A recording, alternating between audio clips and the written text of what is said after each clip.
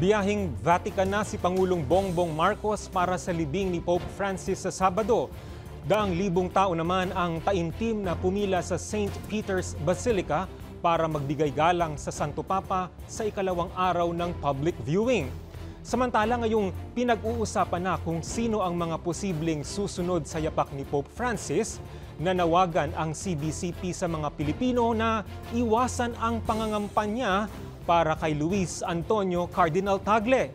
Ang balitang A to Z ni Barbie Mulak. Tuloy-tuloy pa rin ang buhos ng mga Katoliko sa St. Peter's Basilica sa Vatican para masilayan ang yumaong Pope Francis. Para sa marami, ito ang una at huling pagkakataon nilang makikita ng malapitan ang leader ng simbahang Katolika. Sa huling pagtataya ng local authorities, lumagpas na sa 100,000 ang nagtungo sa Basilica para sa ikalawang araw ng public viewing. Kaya naman naghigpit na ng seguridad ang local police sa Rome, lalo't inaasahang lolobo sa 200,000 na deboto ang daragsa para sa libing ni Pope Francis sa Sabado. Bukod pa ang nasa 170 foreign delegates at world leaders na dadalo sa state funeral ng Santo Papa. Kasama na riyan sina Pangulong Ferdinand Bongbong Marcos Jr. at First Lady Riza Marcos na bumiyahe na ngayong gabi. Samantala, nakalipad na rin patungong Holy See si Caloocan Bishop Pablo Virgilio Cardinal David. Maliban sa libing ni Pope Francis, lalahok si Cardinal David sa conclave, ang pagtitipon ng 135 eligible cardinals para sa sagradong pagpili ng susunod na pontiff.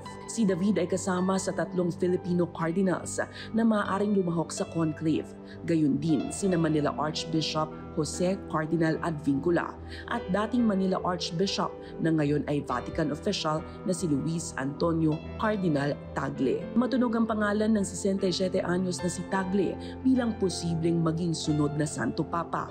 Kaya naman, tila ikinakampanya na siya ng mga Pilipino sa internet. Pero ayon sa Catholic Bishops' Conference of the Philippines, dapat ay iwasan ang hayagang pagsuporta o pangangampanya para kay Tagle upang maiwasan rin ang espekulasyon na naiimpluwensyahan ang pagpili ng Santo Papa. Sa ngayon nakatuon ang Simbahang Katolika sa pagsasaayos ng libing ni Pope Francis sa kapagdidesisyonan kung kailan gagawin ang pagtitipon ng cardinals para sa pagpili ng bagong leader ng nasa 1.4 billion na Katoliko sa buong mundo. Para sa balitang A to Z, Barbie Mulak.